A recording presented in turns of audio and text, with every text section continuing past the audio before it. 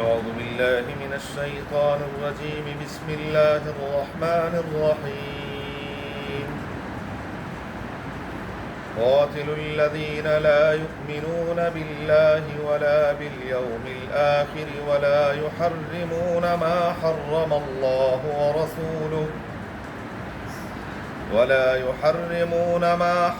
الله ورسوله ولا يدينون دين الحق من الذين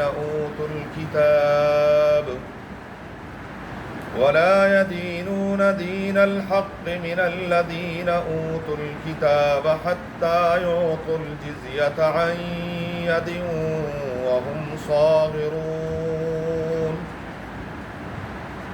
قاتلوا الذين لڑو ان سے لا یؤمنون باللہ جو اللہ پر ایمان نہیں لاتے ولا بالیوم الآخر اور نہ آخرت کے دن پر ایمان رکھتے ہیں ولا یحرمون اور نہ ہی وہ اس کو حرام قرار دیتے ہیں ما حرم اللہ ورسولہ جسے اللہ اور اس کے رسول صلی اللہ علیہ وآلہ وسلم نے حرام قرار دیا ولا یدینون دین الحق اور نہ ہی وہ سچے دین کو دین سمجھتے ہیں من الذین ان لوگوں میں سے اوتوا الکتاب جن کو کتاب دی گئی ہے حتی یعطوا الجزیہ یہاں تک کہ وہ جزیہ دیں عن یدن اپنے ہاتھ سے وہم صاغرون اور وہ ذلیل ہوں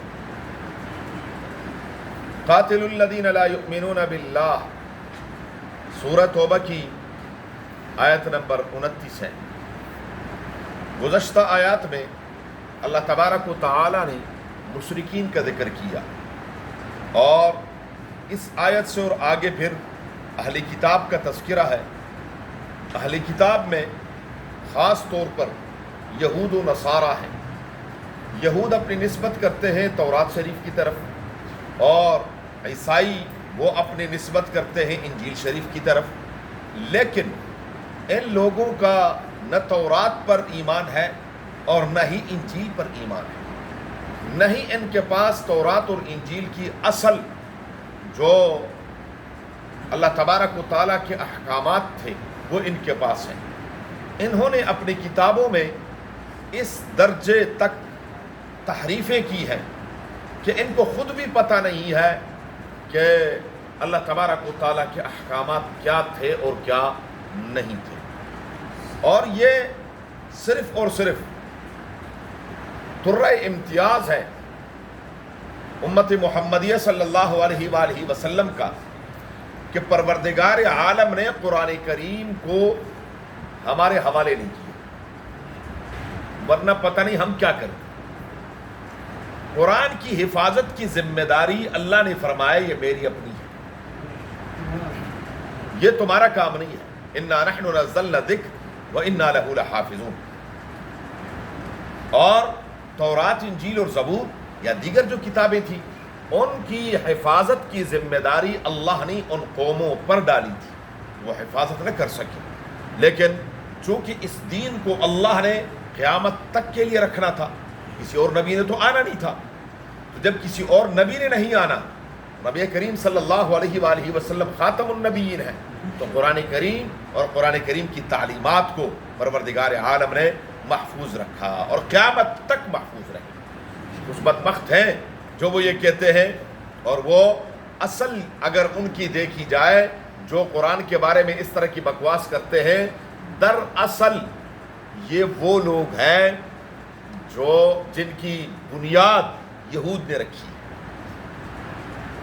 یہ یہود کی پیداوار ہے۔ جو یہود کی پیداوار ہیں وہ اپنے آپ کو تو کہتے مسلمان ہیں کہ جی ہم بھی کلمہ بھی پڑھتے ہیں وہی، لیکن کلمہ وہ نہیں پڑھتے جو مسلمان پڑھتے ہیں۔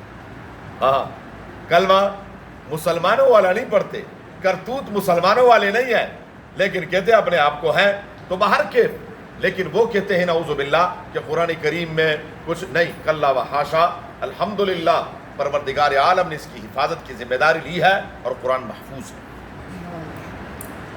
تو پروردگار عالم فرماتے ہیں قاتل الذین لا یؤمنون باللہ، ان سے لڑو جو ایمان نہیں لاتے، ولا بالیوم الآخر، اور جو آخرت کے دن پر ایمان نہیں رکھتے، اور ولا یحرمون ما حرم اللہ ورسولہ، اور جو اس چیز کو حرام قرار نہیں دیتے جس کو اللہ نے اور اس کے نبی نے حرام قرار دیا ہے۔ اپنی مرضی سے جس چیز کو چاہا حرام قرار دے دیا، جس چیز کو چاہا حلال قرار دے دیا، حالانکہ حلال اور حرام کا قانون یہ صرف اللہ کے ہاتھ میں ہے، اللہ کے سوا اللہ نے یہ اجازت کسی پیغمبر کو بھی نہیں دی۔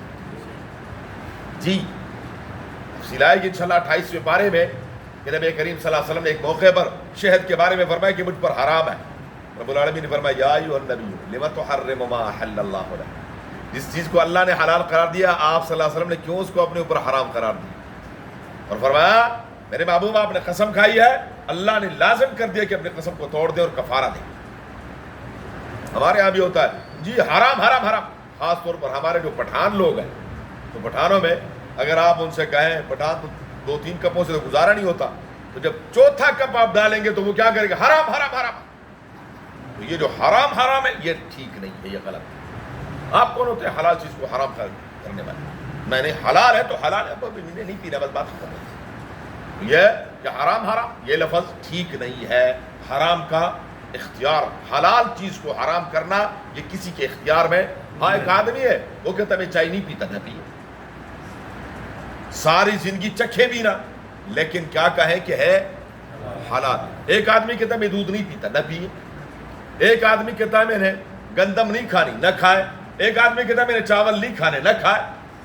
ایک آدمی کہتا ہے میں بڑا گوشت نہیں کھاتا، ایک آدمی چھوٹا گوشت نہیں کھاتا، ایک آدمی کہتا ہے برائلر نہیں کھاتا، نہ کھائے۔ لیکن یہ کہنا کہ کیا حرام ہے یہ کسی کے بس میں نہیں ہے۔ تو ولا یحرمون ما حرم اللہ ورسولہ، اور ولا یدینون دین الحق، اور نہیں یہ بدبخت جو ہے اس سچے دین کو ماننے کے لیے تیار ہے۔ من الذین، ان لوگوں میں سے اوتوا الکتاب، جن کو کتاب دی گئی ہے، یہود اور عیسائی یا کوئی بھی کافر ہو۔ اصل میں کافر 2 طرح کے ہیں، ایک ہے کافر حربی۔ حربی کافر اس کو کہتے ہیں جو آپ کے ساتھ لڑتا ہے۔ مسلمانوں کے ساتھ جو کافر لڑتا ہے اس کو حربی کافر کہتے ہیں۔ تو جب وہ حربی کافر ہے اس کے احکامات کچھ اور ہیں۔ ایک کافر وہ ہے، چاہے وہ یہود و نصارہ ہو، چاہے وہ ہندو ہو، چاہے وہ مشرک ہو، کوئی بھی ہو، وہ کہتا جی میں نے لڑنا نہیں آپ سے، اور میں نے مسلمانوں کے ملک میں رہنا ہے، لیکن اعلاء کلمت اللہ، دین کی سربلندی کو تسلیم کرتے ہوئے، اللہ کے دین کی سربلندی کو تسلیم کرتے ہوئے وہ کہتا ہے جی میں نے یہاں رہنا ہے، تو کوئی بات نہیں، رہے وہ، اس کے ساتھ کوئی لڑائی نہیں۔ اس کے ساتھ، اس کو کہتے ہیں ذمی کافر، زال کے ساتھ۔ یہ پھر حربی کافر نہیں ہے، یہ ذمی کافر ہے۔ اب یہ ذمی کے لیے وہی احکامات ہیں جو مسلمان کے لیے، سوائے چند ایک احکامات، یعنی احکامات سے مراد جو میں کہہ رہا ہوں کہ وہی احکامات ہیں، اس کی جان، اس کا مال، اس کی عزت، آبرو، ہر چیز ایسے ہی محفوظ ہے جیسے مسلمانوں کی محفوظ ہے۔ لیکن ہاں رہے اپنے دین پر، رہے اپنے دین پر، لیکن کیا کرے گا؟ اسلام کی سربلندی کو تسلیم کرے گا، مسلمانوں کی حکومت کے وہ دائرہ کار کے اندر رہ کر رہے وہ، اور وہ جزیہ دے گا، ٹیکس دے گا وہ۔ اس ٹیکس والی بات کو غیر مسلموں نے بہت زیادہ اچھالا ہے، اتنا اچھالا ہے جس کی کوئی انتہا نہیں۔ حالانکہ پوری دنیا میں کوئی بھی کنٹری ایسی نہیں ہے جو اپنی رعایت سے ٹیکس نہ لیتی، وہ الگ بات ہے، سوائے ایک ملک ایسا ہے جس کو کہتے ہیں پاکستان۔ پاکستان میں سانس لینے پر بھی ٹیکس ہے، لیکن حکمران کہتے ہیں جی ٹیکس کے بغیر ملک نہیں چل رہا، ٹیکس دینا پڑے گا۔ ماچس لینے جائیں، ماچس، اس پر بھی کیا ہے؟ ہم ٹیکس دیتے ہیں۔ وہ کون سی چیز ہے جو ہمیں بغیر ٹیکس کی ملتی ہے؟ کوئی ایک چیز بتا دے. ہاں کوئی ایک چیز ایسی ہو جس پر ٹیکس نہ ہو. لیکن حکمران کیا کہتے ہیں؟ سب کچھ لینے کے باوجود پھر بھی کہتے ہیں ٹیکس. پاکستانی عوام ٹیکس نہیں دیتی. پاکستانی عوام ٹیکس. آپ اپنی بجلی کا بل ذرا صرف دیکھیں آپ. اچھا مزے کی بات یہ ہے بجلی کے بل میں الگ ٹیکس دے, پانی کے بل میں الگ ٹیکس دے, گیس کے بل میں الگ ٹیکس دے. وہ اللہ کے بندے وہ کون سی چیز ہے؟ آٹا خریدیں تو ہاں اچھا چینی خریدیں تو آپ پتی لے کر آئے اس کے اوپر نیچے پوری تفصیل ہوگی. اصل قیمت یہ ہے. دوائی لے خریدے اس کے اوپر ہوگی اصل قیمت یہ ہے. سیلز ٹیکس یہ ہے, انکم ٹیکس یہ ہے, فلانا ٹیکس یہ ہے. پھر بھی ہماری حکومت کہتی ہے کہ جی پاکستان ٹیکس فری زون ہے. سبحان اللہ. جھوٹ کی انتہا ہے, جھوٹ کی انتہا. اللہ ان کو ہدایت نصیب فرمائے, اللہ سمجھ عطا فرمائے. تو میں عرض کر رہا تھا کہ دنیا کی کوئی بھی حکومت ایسی نہیں ہے جو ٹیکس نہ لیتی ہو. تو مسلمانوں نے بھی کہا کہ جب تم نے ہمارے ملک میں رہنا ہے تو مسلمان دیتے ہیں زکوٰۃ. مسلمان, یہ تو ہماری بدقسمتی ہے کہ اسلامی حکومت نہیں ہے, ورنہ زکوٰۃ یہ انفرادی عمل نہیں ہے. یہ جو ہم اب زکوٰۃ دیتے ہیں, میں اپنی زکوٰۃ نکالتا ہوں, آپ اپنی زکوٰۃ نکالتے ہیں, اپنے طور پر دیتے ہیں, میں اپنے طور پر نہیں, یہ بیت المال میں جمع ہونا ہے. لیکن چونکہ اسلامی حکومت نہیں ہے, جب اسلامی حکومت نہیں ہے تو یہ احکامات وہ پر عمل بھی نہیں ہوتا. تو مسلمان جو ہے وہ زکوٰۃ دیتے ہیں, غیر مسلم کے ہاں تو زکوٰۃ ہے ہی نہیں. غیر مسلم, اس سے آپ کو اندازہ ہو گیا ہوگا, کچھ ایسے لوگ ہیں جو اپنے آپ کو کہتے تو ہیں کہ ہم مسلمان ہیں, لیکن بینکوں سے ان کی زکوٰۃ نہیں کٹتی. تو آپ سمجھ گئے ہوں گے کہ مسلمان کون ہے اور غیر مسلم کون ہے. ہم نہیں کہتے, وہ خود کہتے ہیں جی ہم مسلمان نہیں ہیں, ہماری زکوٰۃ نہ کاٹی جائے. ہم جتنے بھی ہیں ہماری زکوٰۃ بینک کاٹتا کہ نہیں کاٹتا؟ یکم رمضان کو باقاعدہ بینکوں میں چھٹی ہوتی ہے کہ نہیں ہوتی؟ کیوں؟ زکوٰۃ کا معاملہ وغیرہ کرنے کے لیے. لیکن وہ لوگ کہتے ہیں جی نہیں ہماری زکوٰۃ نہیں کاٹنی. کیوں؟ مسلمانوں کی زکوٰۃ کٹتی ہے, غیر مسلموں کی زکوٰۃ تھوڑی کٹتی ہے. غیر مسلموں کی زکوٰۃ کٹتی نہیں ہے. تو غیر مسلموں کے لیے جزیہ ہے, ٹیکس ہے. اچھا جزیہ بھی کتنا ہے؟ غریب, متوسط اور اعلیٰ. واہ اسلام کیا ہے. سیدنا عمر رضی اللہ تعالیٰ عنہ نے, جو مالدار ترین آدمی ہے وہ سالانہ دے گا 48 درہم. 48 یعنی مہینے کے 4 درہم. مہینے کے 4 درہم کو مشکل ہے. ایک مالدار آدمی ہے اس کے لیے مہینے کے 4 درہم کو مشکل ہے. جو متوسط ہے وہ 24 دے گا, مہینے کے 2. جو غریب ہے وہ مہینے کا 1 درہم دے گا, 12 درہم. یہ ہے اسلام کا قانون. سیدنا عمر رضی اللہ تعالیٰ عنہ مدینہ منورہ میں آ رہے تھے, دیکھا ایک یہودی بوڑھا بابا وہ بھیک مانگ رہا ہے. عمر نے فوراً کہا یہ کیا ذلت والا کام کر رہا ہے. بھیک مانگنا اللہ ہمارے معاشرے کو پاک کر دے, آمین کر. اور میں بارہا عرض کر چکا اور آپ سے پھر ہاتھ جوڑ کر عرض کرتا, بھیک نہ دے, بھیک نہ دے. پتہ نہیں پاکستانی قوم کو یہ کیا چسکا ہے. ابھی 2-4 دن پہلے میں موبائل پر دیکھ رہا تھا کہ یہ جو ہمارے یہاں کے گرمی کے ستائے ہوئے لوگ پہاڑی علاقوں میں جاتے ہیں, کالام, کاغان ناران, سکردو وغیرہ یا مری وغیرہ کے علاقوں میں یا دوسرے علاقوں میں جب چلے جاتے ہیں, دیر چترال وغیرہ, تو وہاں چھوٹے بچوں کو دیکھ کر یہ فوراً کیا ہے, یہ 50 روپے لے لو, یہ 50 روپے اپنے منہ میں ڈال. بدبختو, بچوں کو کیوں غلط طرف لے کر جا رہے ہیں.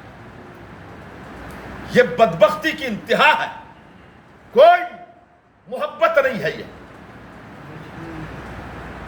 بچوں کو ابھی سے غلط عادت ڈالنا. وہ لوگوں نے ریکویسٹ کی تھی خدا کے لیے ہمارے بچوں کو پیسے نہ دینا، بچوں میں عادت پڑ جاتی ہے، پھر وہ جہاں دیکھتے ہیں کوئی گاڑی آ رہی ہے وہ بچے جاتے ہیں۔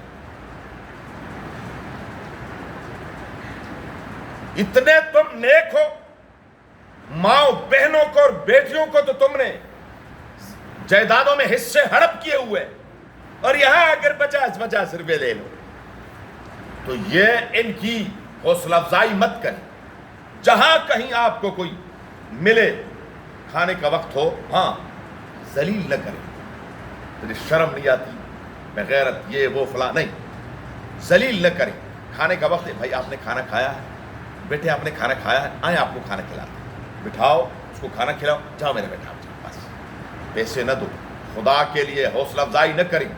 بھیک حرام ہے، بھیک مانگنا حرام ہے، جی اس لیے یہ دینا بھی جرم ہے، یہ بھیک دینا بھی جرم ہے، خاص کر چھوٹے بچوں کو یہ دیتے ہیں تو وہ آہستہ آہستہ کیا ہے، عادی ہو جاتے ہیں، اور ساری زندگی پر ہٹ حرام ہوتے ہیں، کام نہیں کرتے، بس یہی مانگ تانگ کر، بلکہ کام کیا کرنا ہے، کام سے اتنے پیسے نہیں بنتے جتنے اس سے بن جاتے، اور کوئی مسئلہ بھی نہیں، اس لیے یہ نہیں ہونا چاہیے۔ تو حضرت عمر نے دیکھا کہ کیا ذلت کا کام کر رہے ہیں، اس بوڑھے یہودی نے کہا کہ میرے ٹیکس کا وقت قریب ہے اور میں تو بوڑھا آدمی ہوں، کام تو میں کر نہیں سکتا، تمہیں بھیک مانگ کر وہ ٹیکس کے پیسے ہو۔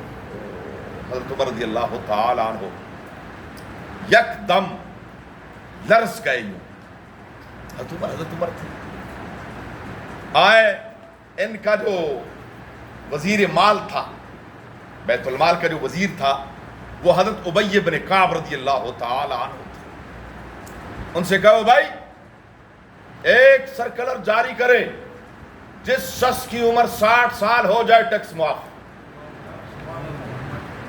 واہ بدبخت کافرو، ہمارے بزرگوں اور ہمارے صحابہ کی یہ خوبیاں بھی تو بیان کرو نا بدبختو۔